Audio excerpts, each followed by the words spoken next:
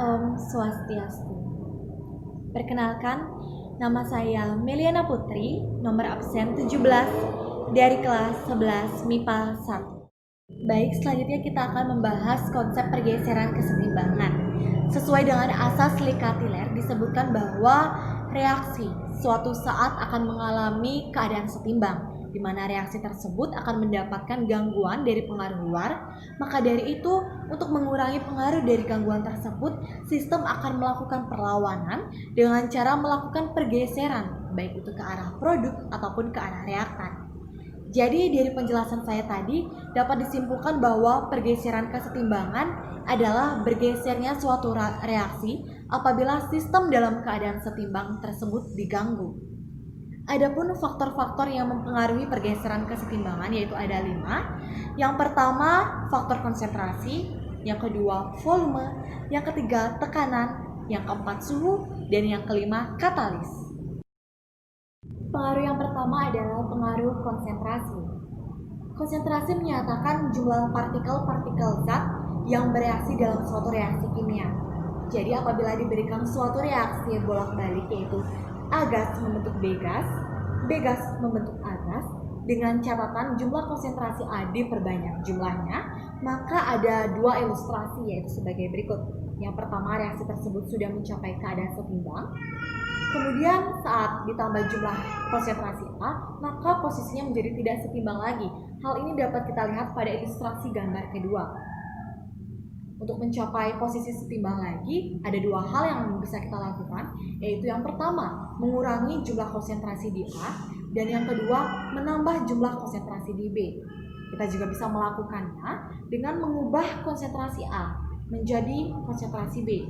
Dalam hal ini, mengubah konsentrasi A menjadi konsentrasi B itu merupakan reaksi ke kanan. Oleh karena itu dapat kita simpulkan bahwa apabila konsentrasi A diperbanyak jumlahnya, maka reaksi akan bergeser ke kanan.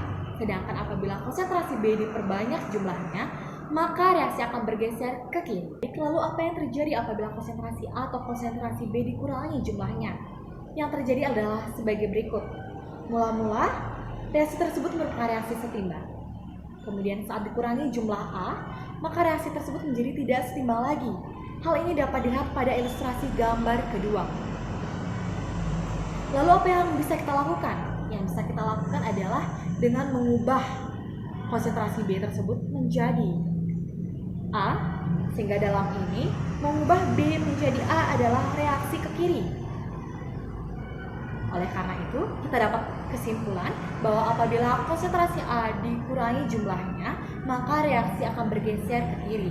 Sedangkan apabila konsentrasi B dikurangi jumlahnya, maka reaksi tersebut akan bergeser ke kanan untuk mencapai keadaan setimbang. Baik, pengaruh selanjutnya yaitu pengaruh volume dan tekanan. Perlu kita ketahui teman-teman, antara pengaruh volume dan tekanan itu berbanding terbalik. Misalnya apabila volume diperbesar, maka tekanan yang dihasilkan itu diperkecil. Sedangkan apabila volume diperkecil, maka tekanan pada suatu benda itu menjadi lebih besar. Sebelum kita masuk ke pengaruh volume dan tekanan yang mempengaruhi kesetimbangan, kita perlu memahami kalimat dari memperkecil partikel-partikel dalam suatu zat atau memperbanyak partikel-partikel dalam suatu zat.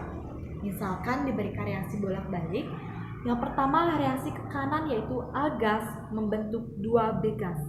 Perlu diketahui, mula-mula hanya terbentuk A sebanyak 1, kemudian di akhir membentuk 2B. Dalam hal ini, kita memperbanyak partikel-partikel dalam suatu zat. Kemudian reaksi yang kedua adalah reaksi ke kiri, di mana mula-mula ada 2B, kemudian di akhir terbentuk hanya 1A, maka dalam hal ini kita mengurangi atau memperkecil partikel-partikel dalam suatu zat. Balik lagi ke pengaruh volume dan tekanan, apabila dalam suatu reaksi itu mula-mula merupakan reaksi setimbang, maka reaksi tersebut akan diganggu dengan cara memperkecil volume, dalam hal ini memperbesar tekanan. Maka apa yang harus kita lakukan untuk mencapai dalam keadaan setimbang?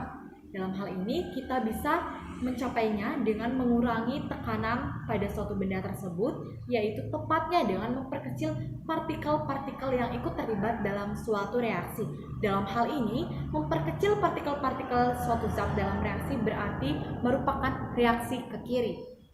Oleh karena itu, dapat kita simpulkan, apabila volume diperkecil dengan catatan tekanan diperbesar, maka reaksi tersebut akan bergeser ke arah kiri atau bergeser ke arah koefisien yang lebih kecil. Sedangkan apabila volume diperbesar dengan catatan tekanan diperkecil, maka reaksi tersebut akan bergeser ke arah kanan atau dengan koefisien yang lebih besar. Baik, pengaruh selanjutnya adalah pengaruh suhu. Dalam hal ini, kita perlu mengingat kembali tentang sistem dan lingkungan. Sistem merupakan segala sesuatu yang menjadi pusat perhatian kita, sedangkan lingkungan adalah segala sesuatu di luar sistem. Misalkan diberikan reaksi A gas membentuk B gas dengan delta H min X kilojoule, dalam artian reaksi ini merupakan reaksi eksotom. Kemudian lanjut, mula-mula reaksi tersebut memiliki suhu 80 derajat Celcius dan mencapai keadaan setimbang, maka reaksi tersebut akan diganggu dengan cara menaikkan suhu tersebut menjadi 120 derajat Celcius. Dalam hal ini, reaksi ini sudah dikatakan tidak setimbang lagi. Untuk menurunkan suhu di sekitar sistem, maka sistem itu perlu untuk menyerap kalor. Menyerap kalor berarti delta H-nya positif atau reaksi endotom. Oleh karena itu, dapat kita simpulkan apabila suhu dalam suatu reaksi itu dinaikkan, maka reaksi tersebut akan bergeser ke arah reaksi endotom yang memiliki delta H positif. Sedangkan apabila suhu dalam suatu reaksi diperkecil atau diturunkan, maka reaksi tersebut akan bergeser ke arah reaksi eksotom atau yang memiliki delta H negatif. Pengaruh yang kelima adalah katalis. Kita tahu bahwa katalis adalah suatu zat yang berfungsi untuk mempercepat laju reaksi. Dalam kerjanya, katalis ikut bereaksi dengan zat-zat preaksi, namun di akhir proses reaksi, katalis akan memisah kembali. Kita dapat menyimpulkan bahwa katalis sebenarnya tidak mempengaruhi kesetimbangan, namun katalis mempengaruhi seberapa cepatnya kesetimbangan reaksi dapat tercapai. Jadi dari presentasi saya dapat disimpulkan, yang pertama, apabila konsentrasi reaktan diperbesar, maka reaksi akan bergeser ke arah produk. Sebaliknya, apabila konsentrasi reaktan diperkecil, maka reaksi akan bergeser ke arah reaktan. Kemudian, apabila konsentrasi produk diperbesar, maka reaksi akan bergeser ke arah reaktan. Sebaliknya, apabila konsentrasi produk diperkecil, maka reaksi akan bergeser ke arah produk. Perlu kita ketahui bahwa dalam faktor konsentrasi, fase yang diperhitungkan dalam suatu reaksi adalah fase gas dan fase larutannya saja. Faktor selanjutnya adalah faktor volume. Apabila volume diperbesar, maka reaksi akan bergeser ke arah koefisien yang lebih besar. Sebaliknya, apabila volume diperkecil, maka reaksi akan bergeser ke arah koefisien yang lebih kecil. Perlu kita ketahui bahwa dalam faktor volume, fase yang diperhitungkan adalah fase gasnya saja. Faktor yang ketiga adalah faktor tekanan. Apabila tekanannya diperbesar, maka reaksi akan bergeser ke arah koefisien yang lebih kecil. Sedangkan apabila tekanannya diperkecil, maka reaksi akan bergeser ke arah koefisien yang lebih besar. Perlu juga kita ketahui bahwa fase yang diperhitungkan dalam faktor ini adalah fase gasnya saja. Faktor yang keempat ada faktor suhu. Apabila suhu dinaikkan, maka reaksi akan bergeser ke arah reaksi endotom. Sedangkan apabila suhu diturunkan, maka reaksi akan bergeser ke arah reaksi eksotom. Sekian presentasi dari saya. Om Santi Santi Santi Om.